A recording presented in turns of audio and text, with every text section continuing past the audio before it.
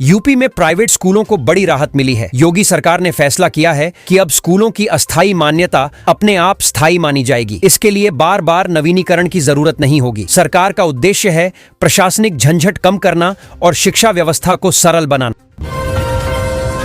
ग्रामीण क्षेत्रों में भी डेंगू का कहर बढ़ता जा रहा है। स्वास्थ्य विभाग की रिपोर्ट के अनुसार मरीजों की संख्या तेजी से बढ़ रही है। लोग खून की जांच और समय पर इलाज कराने में सावधानी बरतें। साफ सफाई, पानी जमा न होने देना और मच्छरदानी का उपयोग डेंगू से बचाव के लिए जरूरी है।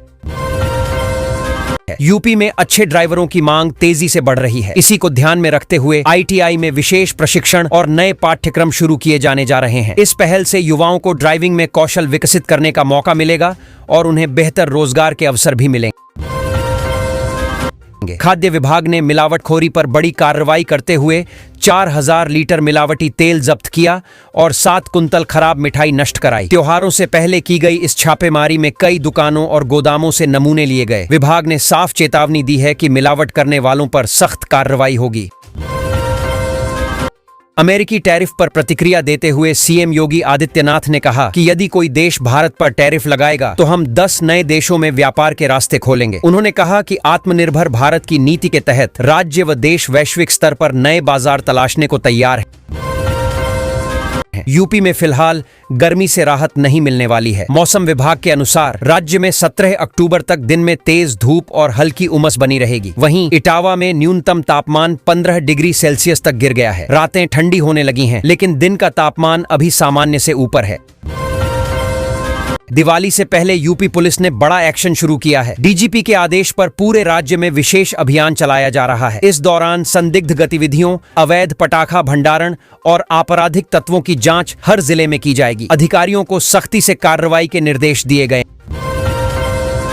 हैं। यूपी के 12 जिलों में प्रधानमंत्री धन धान्य कृषि योजना की शुरुआत की गई है। इस योजना के तहत किसानों को आधुनिक भंडारण, प्रसंस्करण और विपणन की सुविधाएं उपलब्ध कराई जाएंगी। सरकार का लक्ष्य है कि किसानों की आय बढ़े और फसल की बर्बादी रुके। जल्द ही इसे अन्य जिलों में भी विस्तार मिलेगा। दिवाली पर मिठाई खरीदते समय सतर्क रहें। खाद्य सुरक्षा एवं औषधि प्रशासन ने कार्रवाई करते हुए ऐसी खिलौने जैसी मिठाइयां पकड़ी हैं जिनमें टेल्कम पाउडर की मिलावट पाई गई। विभाग ने कई नमूने जब्त किए और दुकानदारों को नोटिस जारी किया है। उपभोक्ताओं से सतर्क रहने की अपील की गई। नोएडा में खाद्य सुरक्षा विभाग ने त्योहारों से पहले बड़ी कार्रवाई की है। 4 दिनों में 34 खाद्य पदार्थों के नमूने लिए गए और 800 किलो से अधिक मिलावटी या खराब खाद्य सामग्री जब्त की गई। अधिकारियों ने मिठाई, तेल और मसाला विक्रेताओं पर छापेमारी की और सख्त जांच के निर्देश दिए हैं। यूपी सरकार ने सख्त कदम उठाते हुए 6 आईटीआई के प्रिंसिपलों का डिमोशन करने का निर्णय लिया है। अब इन्हें अनुदेशक के पद पर तैनात किया जाएगा। यह कार्रवाई कार्य प्रदर्शन में लापरवाही और प्रशासनिक अनियमितताओं के आरोपों के चलते की गई है। विभागीय जांच में गड़बड़ियां पाई गई थी। अभ्यर्थियों की सुविधा के लिए परिवहन विभाग ने 25 रोडवेज बसें रिजर्व रखी हैं। ये बसें परीक्षा केंद्रों तक पहुंचाने के लिए विशेष रूप से चलाई जाएंगी। परीक्षा सुबह 10 बजे से शुरू होगी, जबकि बसें सुबह 6 बजे से अलग अलग डिपो से रवाना होंगी ताकि अभ्यर्थी समय पर पहुंच सके। प्रयागराज में आयोजित होने जा रहे राज्य स्तरीय कला उत्सव 2025 में देश भर के कलाकार अपनी प्रतिभा दिखाएंगे। इस कार्यक्रम में 12 विभिन्न कला विधाओं में प्रतियोगिताएं होंगी, जिसमें नृत्य, संगीत, चित्रकला, हस्तशिल्प और अन्य सांस्कृतिक कला शामिल हैं। यह आयोजन कला और संस्कृति को बढ़ावा देने का महत्वपूर्ण मंच साबित होगा।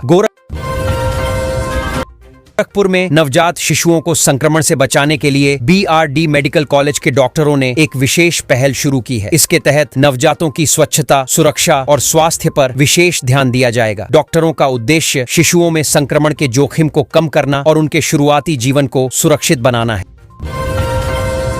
योगी सरकार ने ड्रोन सुरक्षा KDDDHE कर दी है। ड्रोन उड़ाते ही वह रडार पर दिखेंगे और हर खरीदार का डेटा विक्रेता द्वारा ऑनलाइन पोर्टल पर दर्ज कराया जाएगा। पायलट प्रोजेक्ट पहले गोरखपुर, अयोध्या, मथुरा समेत 10 पुलिस कमिश्नरी जिलों में लागू किया गया है। बाद में पूरे प्रदेश में फैलाया जाएगा।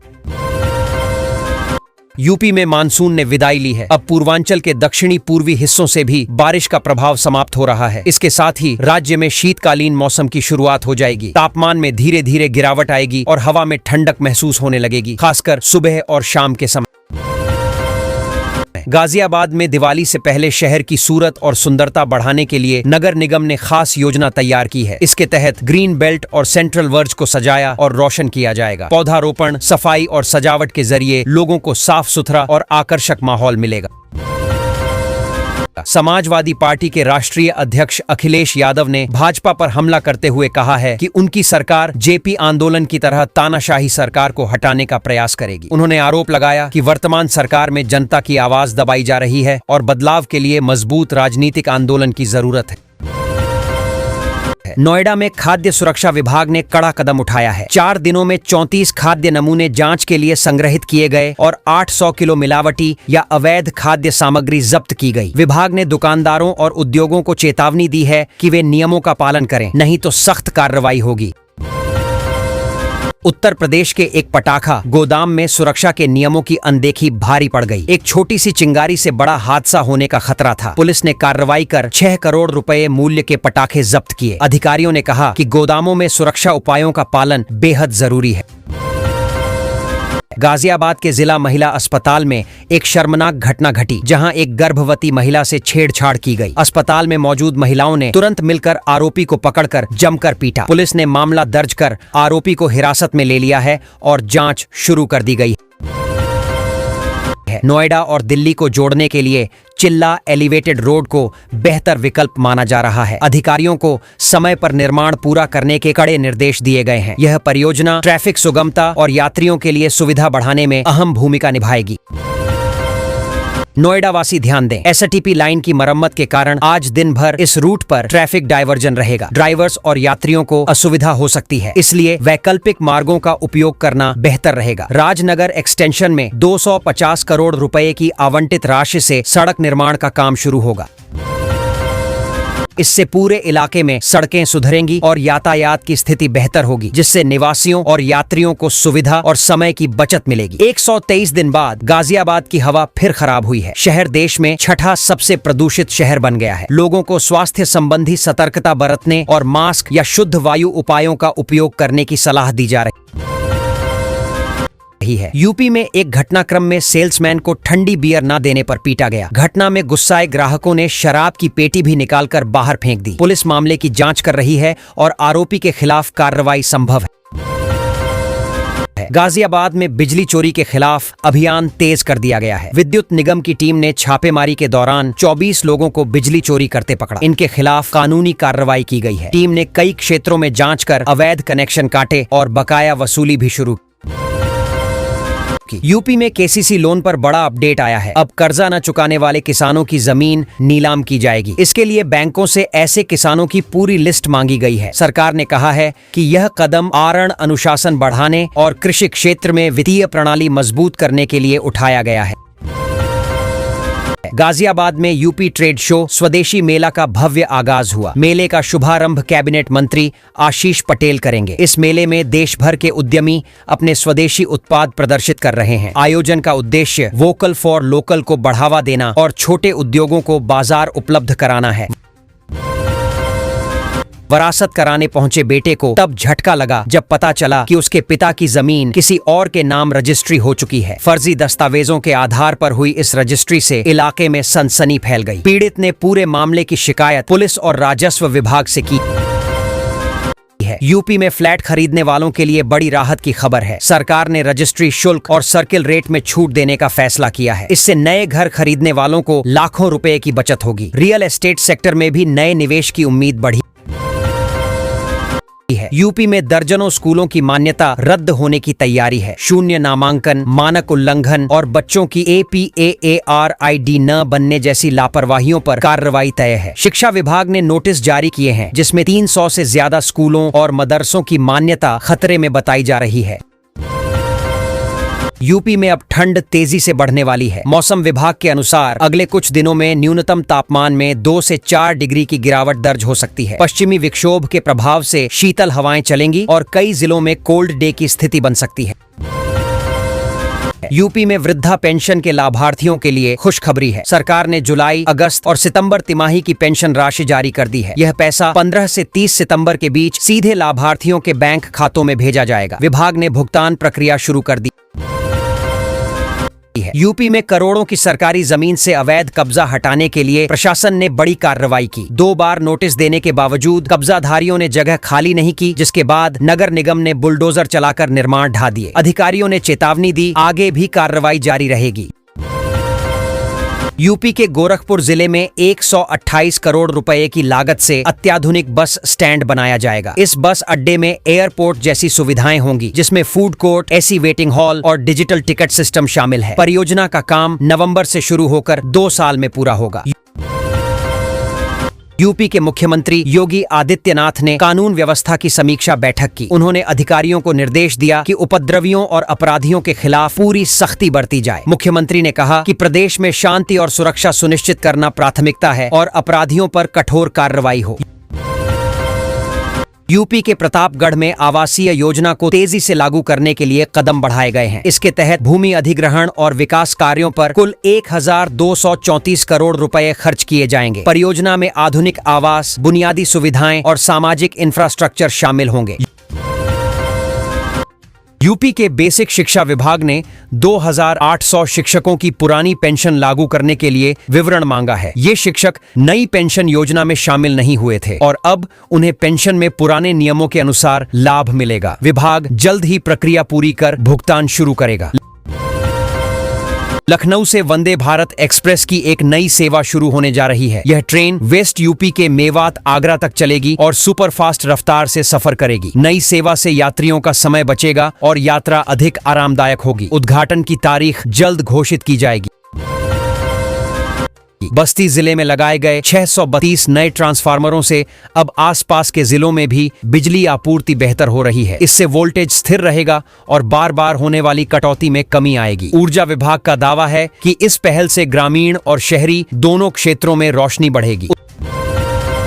उत्तर प्रदेश में सड़क सुरक्षा नियमों का उल्लंघन करने वालों में दोपहिया वाहन चालक सबसे आगे हैं। हालिया रिपोर्ट के अनुसार बिना हेलमेट चलाने वालों के सर्वाधिक चालान काटे गए। पुलिस ने जागरूकता बढ़ाने और हादसों को रोकने के लिए अभियान तेज किया है। गोरखपुर में दिन दहाड़े बड़ी लूट की वारदात हुई। व्यापारी के चालक से बाइक सवार 4 बदमाशों ने 9,70,000 रुपए लूट लिए और फरार हो गए। घटना की सूचना पर पुलिस मौके पर पहुंची और नाकेबंदी कर बदमाशों की तलाश शुरू कर दी है। जांच जारी है। गोरखपुर में बच्चों के लिए बेचे जा रहे कफ सिरप की गुणवत्ता जांचने के लिए स्वास्थ्य विभाग ने अभियान चलाया। दवा दुकानों से 10 नमूने जांच के लिए प्रयोगशाला भेजे गए हैं। अधिकारियों ने कहा कि रिपोर्ट आने के बाद मानक से कम पाए जाने पर कड़ी कार्रवाई की जाएगी।